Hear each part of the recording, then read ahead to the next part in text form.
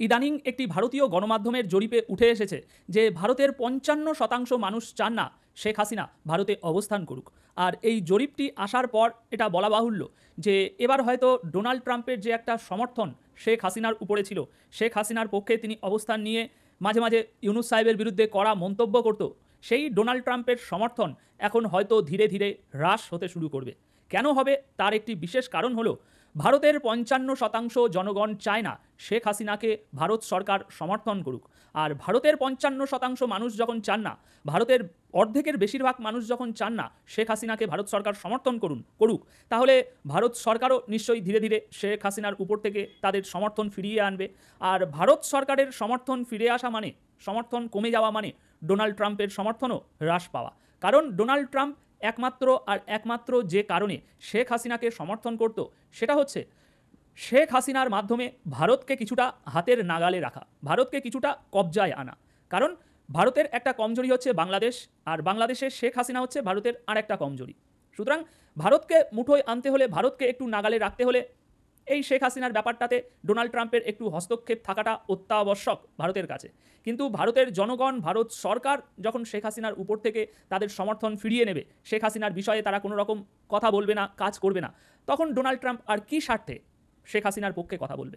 সেই জন্যই এখন আমরা যেটা বুঝতে পারছি যে হয়তো আগামীতে যে একটা আশা ছিল ডোনাল্ড ট্রাম্প শেখ হাসিনাকে ব্যাপকভাবে একটা সমর্থন দেবে, ইউনূস সাহেবের উপরে কিছু স্যাংশন লাগিয়ে দেবে, তাদেরকে অবৈধ ঘোষণা আসতে পারে, সেসবগুলো হয়তো আর হবে না।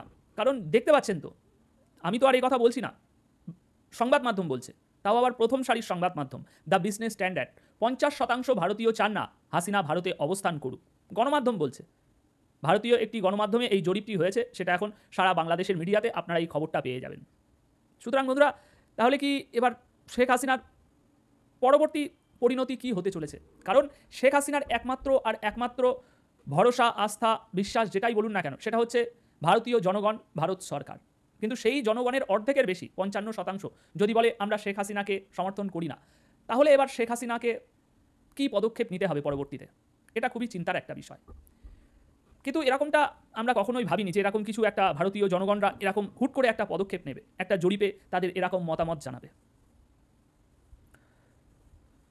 বাজারে এখন মোটামুটি আপনাদের ওখানকার কথা বলছি, মোটামুটি তেলের যে যোগান সেটা ঠিকঠাক আছে না? আমি এই কদিন আগে সংবাদ মাধ্যমে পড়ছিলাম যে বোতলজাত সোয়াবিন তেল বাজার থেকে উধাও হয়ে গিয়েছে। তা আপনাদের ওখানে বোতলজাত সোয়াবিন তেল বা অন্যান্য যে কোনো তেলের যে যোগান সেগুলো ঠিক আছে তো, নাকি বাজারে একটু কমতি দেখা যাচ্ছে? বোতলজাত তেল, সোয়াবিন তেল এগুলো একটু কমতি দেখা যাচ্ছে না? হ্যাঁ, সংবাদ মাধ্যমেও আমি পড়েছিলাম। এর কারণ কি হতে পারে বলুন তো? কারণ গণমাধ্যমের কর্মীদের কাছে এখন তেলের চাহিদা প্রচণ্ড পরিমাণ বেড়ে গিয়েছে, যে টিন তেল তাদের প্রতিদিন লাগছে সরকারের পাছায় তেল মাখানোর জন্য। এই জন্যই বাজারে বোতলজাত সোয়াবিন তেলের চাহিদা প্রচণ্ড পরিমাণ বেড়ে গিয়েছে, যার জন্য বাজারে আপনারা গেলে বোতলজাত সোয়াবিন তেল পাচ্ছেন না। কারণ সরকারের এতে তেল মালিশ করতে গেলে তো আবার যাই তাই তেল মালিশ করা যাবে না, একদম ভালো ব্র্যান্ডেড বোতলজাত সোয়াবিন তেল ছাড়া মালিশ করা যাবে না। তো সেই জন্যই সাংবাদিকদের এখন প্রচণ্ড পরিমাণে তেলের চাহিদা হয়েছে, যার জন্য বাজারে এখন তেল পাওয়া যাচ্ছে না রান্নাবান্না করার জন্য।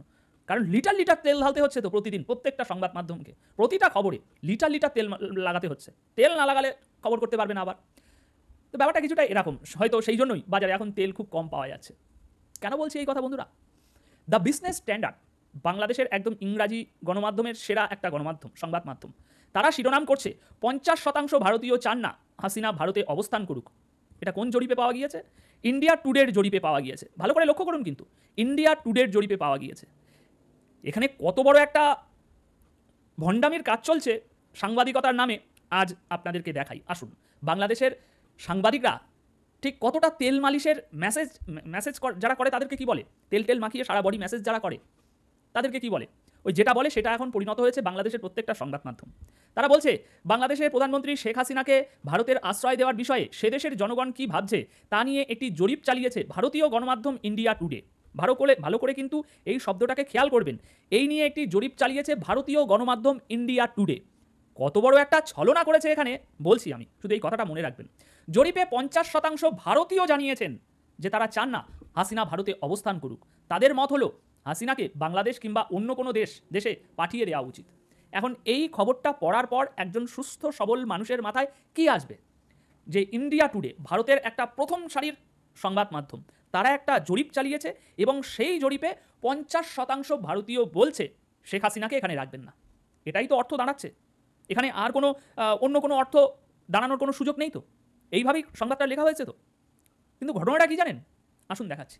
তেল কেন মারছে আপনি, লিটার লিটার তেল। এখানে বিজনেস স্ট্যান্ডার্ড বলছে 50% ভারতীয় চান না, আমাদের কালের কণ্ঠ তাদের সাংবাদিকরা আরও এক কাঠি ওপরে, এরা আরও তেল মাখাতে ব্যস্ত। হাসিনাকে ফেরত পাঠানোর পক্ষে 55% ভারতীয়। মানে একটা রেস চলছে কোন সংবাদ মাধ্যমের কোন সাংবাদিক ইউনুসের তলায় ঠিক কত পরিমাণ তেল লাগাতে পারে। মানে সবার তো একটা আত্মমর্যাদা থাকে, ওই তলায় গিয়ে মালিশ করতে হবে তেল, সবার একটা আত্মমর্যাদা, একটা আত্মসম্মান বোধ থাকে, তো সেটাই এখন বিক্রি করার কাজ চলছে। বিজনেস স্ট্যান্ডার্ডের সাংবাদিক 50% লিখেছে, কালের কণ্ঠের সাংবাদিক দাঁড়া আমি আরও তলায় যাব, আরও 2 লিটার তেল বেশি লাগাবো, সেই জন্য শিরোনাম দিয়েছে হাসিনাকে ফেরত পাঠানোর পক্ষে 55% ভারতীয়। চলতি ফেব্রুয়ারি মাসে এই যে সমীক্ষা হয়েছে সেখানে নাকি ধরা পড়েছে। আসুন এবার আপনাদেরকে দেখাই বন্ধুরা, যে পোস্ট, যে সূত্র থেকে, যে সূত্র মারফত এই বাংলাদেশের সমস্ত গণমাধ্যম এই দাবিটা করছে যে 50%, 55% ভারতীয়রা চান না শেখ হাসিনা এখানে থাকুক, সেই সূত্রটা হচ্ছে এই যে। এবার আপনি বললেন ভাই ঠিকই তো আছে, এই তো দেখতে পাচ্ছি টুইটারে ইন্ডিয়া টুডের একটা অ্যাকাউন্ট, সেই অ্যাকাউন্টে এই যে তাদের জরিপ করেছে সেই ফলাফল এখানে জানিয়েছে। কিন্তু না, এখানে একটা বহুত বড় গন্ডগোল আছে। এখানে শিরোনামে কি বলছে বিজনেস স্ট্যান্ডার্ড, ইন্ডিয়া টুডের জরিপে। কিন্তু বন্ধুরা এই যে পোস্টটি করা হয়েছে এটা ইন্ডিয়া টুডের জরিপ নয়, এটা হচ্ছে ইন্ডিয়া টুডে NE, মানে নর্থ ইস্টের ইন্ডিয়া টুডের একটা ভাগ। কয়েকজন মানুষের সাথে কিভাবে কি জরিপ চালিয়েছে সেই বিষয়ে কোনো তথ্য তারা দেয়নি। এমনকি এই যে ইন্ডিয়া টুডে NE, তাদের যে টুইটারের ফলোয়ার, তাদের যে গণমাধ্যমের ফলোয়ার, সেই ফলোয়ারের সংখ্যাই হচ্ছে 18,000, 20,000ও তাদের কাছে ফলোয়ার নেই। তো তারা জরিপ চালিয়ে সারা ভারতবর্ষের জনমত নেওয়া হয়েছে, এরকমটাই বলতে চাইছে বাংলাদেশের গণমাধ্যম। কিন্তু আসল কথা হচ্ছে ইন্ডিয়া টুডের নর্থ ইস্টের একটা ভাগ, যাদের কাছে 20,000ও ফলোয়ার নেই, তারা একটা সমীক্ষা চালিয়েছে বলছে তারা। সেই সমীক্ষাতে এই রেজাল্টটা পাওয়া গিয়েছে। এখন এই যে সমীক্ষাটা চালানো হয়েছে, এটা কীভাবে চালানো হয়েছে, টেলিফোন মারফত নাকি মানুষের কাছে ইন্টারভিউ নেওয়া হয়েছে, কতজন মানুষের কাছে এইভাবে ইন্টারভিউ নেওয়া হয়েছে, এসব কোনো তথ্য এই ইন্ডিয়া টুডে NE দেয়নি, নাম্বার 1। নাম্বার 2, এই যে ইন্ডিয়া টুডে NE, এরা কেবল আর কেবল নর্থ ইস্টের একটা এলাকায় খবর প্রচার করে বা সেখানকার খবরাখবর নিয়ে কাজ করে। সুতরাং এই ইন্ডিয়া টুডে NE যদি কোনো সমীক্ষা চালিয়ে থাকে সেটা ওই এলাকার মধ্যে সীমিত, নর্থ ইস্ট ওই এলাকার মধ্যে সীমিত। এবং তারা কিভাবে এই জরিপ চালিয়েছে, এত বড় একটা জরিপ, সুতরাং প্রত্যেকটা তথ্য তাদের দেওয়ার কথা যে আমরা এরকমভাবে জরিপ চালিয়েছি, সেখানে এরকমভাবে মানুষ অংশগ্রহণ করেছে, তাদের মতামত আমরা এইভাবে সংগ্রহ করেছি, এগুলো দেওয়ার কথা, তাই না? কিন্তু সে বিষয়ে কিন্তু তারা কোনো রকম তথ্য দেয়নি।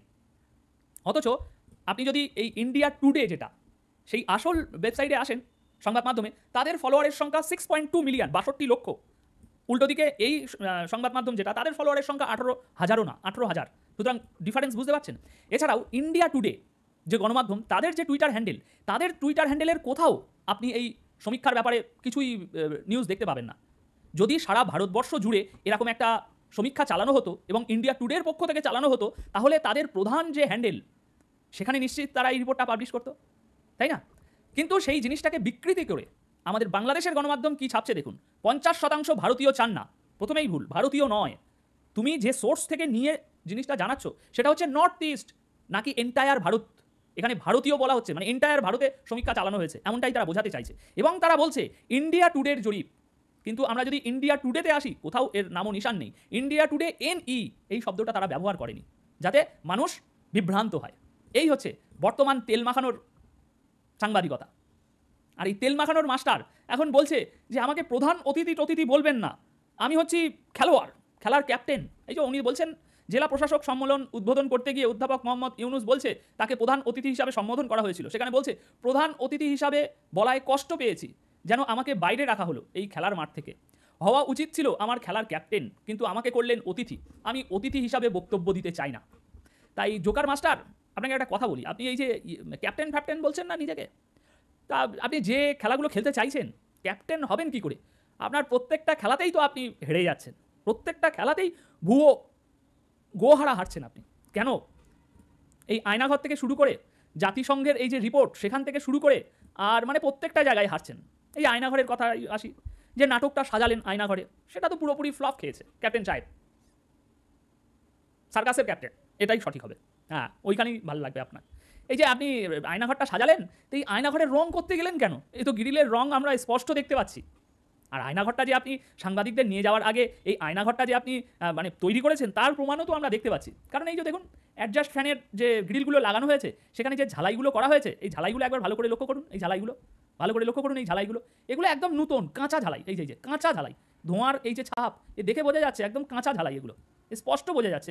এই যে এগুলো যদি 5-10 বছর পুরনো হতো তাহলে এখানে আরেক রকম স্পট পড়তো, এরকম স্পট পড়তো না। এগুলো একদম নতুন, এর আশেপাশে কোনো কিছু নেই, স্রেফ এই ধাব্বাটা রয়েছে। সুতরাং আমরা তো স্পষ্ট বুঝতে পারছি যে আপনি আয়নাঘরটা তড়িঘড়ি বানিয়েছেন, তাও আবার কারণ এই দেয়ালে যে প্লাস্টার সেটাও সম্পূর্ণ করা হয়নি, অনেক দেরি হয়ে যাচ্ছে। তাড়াহুড়ো করে আয়নাঘরটা তৈরি করে জনগণের সামনে একটু সহানুভূতি নেওয়ার চেষ্টা হয়েছে। আর তাছাড়া এই যে আয়নাঘর পরিদর্শনের সময় ইউনুস সাহেব আপনি যাদেরকে নিয়ে গিয়েছেন তাদের মধ্যে এই একজন, এই যে গোলাম সারোয়ার রাহাত, ইনি কে ইউনুস সাহেব? আমরা জানতে চাই, দেশবাসী জানতে চায় আপনার কাছে, ইনি কে? এই যে আপনি গলায় কাঠফাট ঝুলিয়ে একবারে রাজসাক্ষী করে নিয়ে গিয়েছেন আয়নাঘরে, ইনি কে? আমি বলি ইউনুস সাহেব, 2014 সালের 23শে ফেব্রুয়ারি ময়মনসিংহের ত্রিশালে একটা সুপরিকল্পিত হামলা চালায় একটা সশস্ত্র বাহিনী। সেই সময় পুলিশ তাদের প্রিজন ভ্যানে করে 3 জন কুখ্যাত আর কি আসামিকে নিয়ে যাচ্ছিল, জঙ্গিকে নিয়ে যাচ্ছিল। ওই সময় 10-15 জন মুখোশধারী সশস্ত্র একটি দল ওই প্রিজন ভ্যানে গুলি চালায় ককটেল ছোড়ে। তারপর সেখানে একটা পুলিশ কনস্টেবলও নিহত হয়েছে। এখন এই 10-15 জন যে হামলা চালিয়েছিল তার মধ্যে পুলিশ 6 জনকে গ্রেপ্তার করে, জেএমবির সদস্য তারা। আর এই হামলার ঘটনায় 6 জনকে গ্রেপ্তার করা হয়। আর এই 6 জনের মধ্যে একজন হচ্ছে আপনার এই গোলাম সারোয়ার রাহাত, যাকে আপনি আয়নাঘরে নিয়ে এসেছেন এবং আপনার সাথে ভিতরে বাইরে উপস্থিত রয়েছে। এখন এই আয়নাঘরে এই একজন জঙ্গি, জেএমবির জঙ্গি আপনার সাথে কি করছে? উত্তরটা দেবেন কি? না এটাও আমি দেব। এটা এই জন্যই হতে পারে কারণ ইউনুস সাহেব তার সাথে এরকম একজন জঙ্গিকে নিয়ে ঘুরছে, তাকে রাজসাক্ষী বানিয়েছে, মূলত জঙ্গিদের সাথে মিলে দেশকে একটা গৃহযুদ্ধের দিকে ঠেলে দেওয়া। এটাই আপনার ইচ্ছা, তাই না? ঠিক বলেছি কি না ইউনুস সাহেব? এরপর আসি আপনার এই ঘটনাটায়।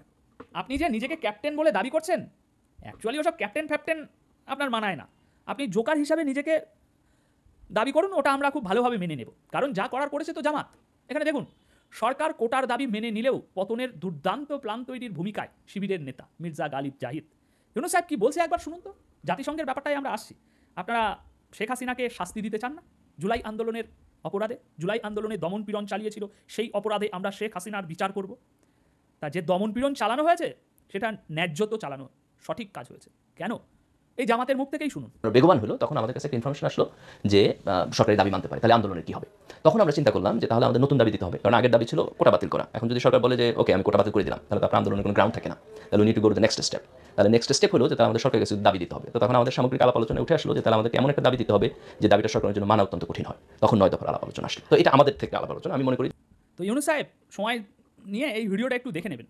এখানে জামাত পরিষ্কার করে বলছে এই ভিডিওটাতে, পুরো ভিডিওটাতে, যে জুলাই আন্দোলন চলাকালীন সময়ে জুলাই আন্দোলনে যারা নেতৃত্ব দিচ্ছিল তারা অল টাইম আমাদের সাথে কানেক্টেড ছিল। তারা কোথায় কি করবে, কখন কি করবে, কীরকমভাবে সিদ্ধান্ত নেওয়া উচিত, কীরকমভাবে আন্দোলন পরিচালনা করা উচিত, সেই সমস্ত সিদ্ধান্ত তারা আমাদের কাছ থেকে নিয়েছে।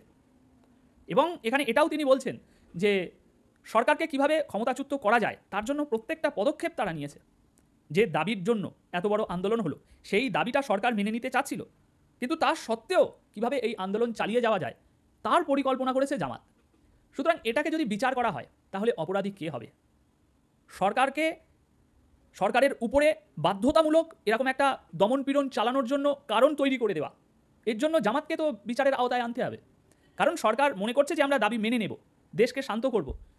সেই জায়গায় দেশ আবারও কিভাবে অশান্তিতে পরিণত হতে পারে, অশান্তিতে ডুবে যেতে পারে, সরকার দাবি যাতে না মানে তার জন্য সরকারকে কিভাবে বাধ্য করা যেতে পারে, কিভাবে তাকে মানে উত্তপ্ত করা যেতে পারে, সেরকম পরিকল্পনা করেছে জামাত। তাহলে এইটার যদি বিচার করা হয় যে কোনো একটা গোষ্ঠী একটা দেশের সরকারের বিরুদ্ধে এরকম যদি চক্রান্ত করে থাকে, তাহলে সেই গোষ্ঠীর উপরে কি শাস্তি দেওয়া যেতে পারে? সুতরাং ইউনুস সাহেব, আপনি কোনো সব ক্যাপ্টেন ফ্যাপ্টেন কিছুই না এই আন্দোলনে, বা আপনি যে এই ক্ষমতা উপভোগ করছেন এর পিছনে জামাত প্রধান মাস্টার মাইন্ড কাজ করেছে। এবং এই যে বিচার করে লাফালাফি করছেন না আপনারা জাতিসংঘের এই রিপোর্টের ভিত্তিতে, এই বিচারও চপে চুল হয়ে যাবে। কেন জানেন? একটা ছোট্ট তথ্য বলছি, এই ছবিটাকে ভালোভাবে দেখুন। জাতিসংঘের মানবাধিকার হাই কমিশনের তদন্ত দল জামাত ইসলামীর সাথেও মিটিং করেছে, ছাত্র শিবিরের সাথেও মিটিং করেছে, কিন্তু জাতিসংঘের তদন্ত রিপোর্টে তারা লিখছে তারা এদের সাথে কোনো মিটিং করেনি, কোনো দেখা করেনি। তারা লিখেছে যে তারা নাকি দলের কাছ থেকে কোনো জবাব পায়নি। তাদের কোনো সাড়া পায়নি, অর্থাৎ মিটিং করেনি। কিন্তু এখানে আমরা স্পষ্ট দেখতে পাচ্ছি, এই যে জাতিসংঘের ফ্যাক্ট ফাইন্ড টিম আর এই জামাত শিবির স্পষ্ট দেখতে পাচ্ছি তারা মিটিং করেছে। তাহলে এরকম একটা বিষয় জাতিসংঘের গোপন করার কারণ কি? অনেক কিছু আছে ইউনূস সাহেব, অনেক কিছু আছে। এখানে দেখুন, এই মুখটাকে চেনেন তো, এই জঙ্গিকে? সে বলছে গণহত্যার রিপোর্ট তৈরির শুরু থেকে যুক্ত থাকার সুযোগ হয়েছিল। আর এখানে আমরা কি দেখলাম, যে এই জামাত শিবির শেখ হাসিনার বিরুদ্ধে কত বড় চক্রান্ত করেছে এই জুলাই আন্দোলনে। সেই জামাত শিবিরের লোক আরও বলছে যে এই যে রিপোর্ট তৈরি করেছে জাতিসংঘ, সেই রিপোর্ট তৈরির শুরু থেকে যুক্ত ছিল তারা। সুতরাং একটা সরকার ক্ষমতায় থাকাকালীন তারা যদি এত বড় ষড়যন্ত্র করতে পারে, তাহলে সেই সরকারটা যখন ক্ষমতায় নেই তখন তারা যদি রিপোর্টে কোনো তথ্য দিয়ে থাকে সেই শেখ হাসিনার বিরুদ্ধে, তাহলে সেটা কতটা একতরফা এবং কতটা ভুল তথ্য দেওয়া হয়েছে জাতিসংঘকে, সেটা তো আজ আমরা একেবারে অক্ষরে অক্ষরে প্রমাণ পেয়ে যাচ্ছি, তাই না? সুতরাং ইউনূস সাহেব, আপনি যে ইয়ে খেলোয়াড় ক্যাপ্টেন এইসব বলে নিজেকে দাবি করছেন না, এগুলো ধোপের আগায় উড়ে যাবে। কারণ আপনি হলেন আসলে একটা জোকার, যার বুড়ো বয়সে ভীমরতি চাগিয়েছে। এবং এই যে খায়ালি পোলাওটা বানাচ্ছেন না, এটা খুব শীঘ্রই ভঙ্গ হতে চলেছে। শেখ হাসিনাকে ভারতের 55% নয়, 95% মানুষ সমর্থন দেয়। 95% মানুষ চায় শেখ হাসিনা এখানে থাকুক। কেন জানেন? কারণ বাংলাদেশটাকে কি পাকিস্তান বানাবে নাকি? শেখ হাসিনাকে সমর্থন না করে কি পাকিস্তানের দালালদের সমর্থন করবে?